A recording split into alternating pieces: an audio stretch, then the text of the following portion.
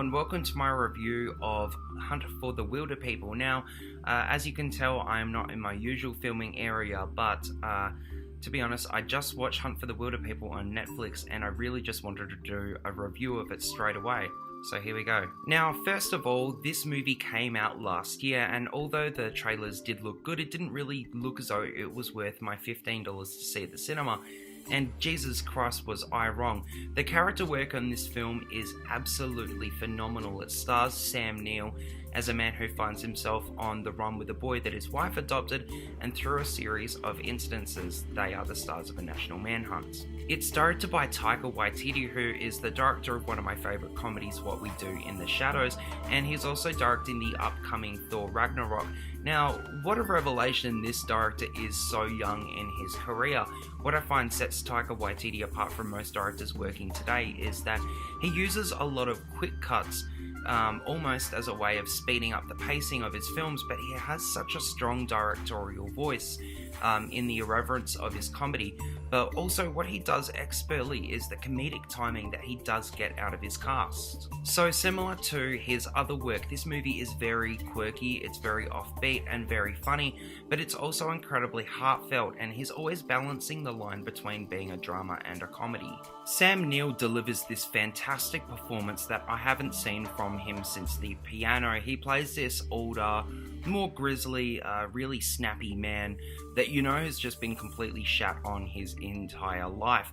He's this epitome of an Aussie bushman, and now he's on this adventure with his absolute opposite, played refreshingly by Julian Dennison, who, now that I've seen the film, I've checked his IMDb, and I'm incredibly surprised that he doesn't have more work lined up.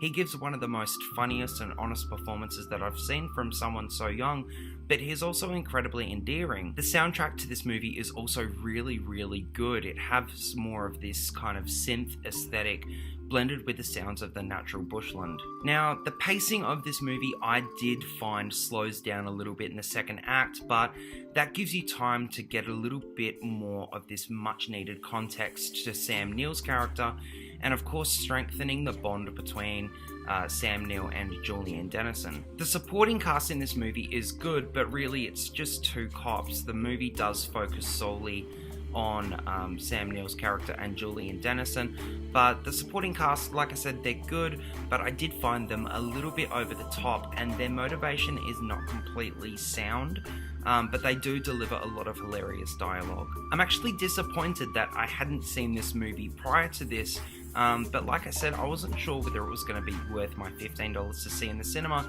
and I've just kind of forgotten about it since I've just watched it.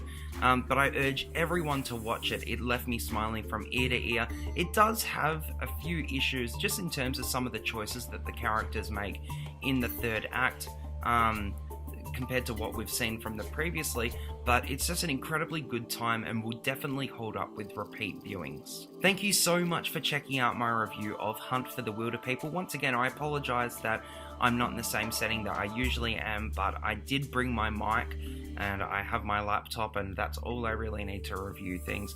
But definitely let me know whether you guys have seen Hunt for the Wilderpeople. Like I said, check it out on Netflix if you haven't watched it.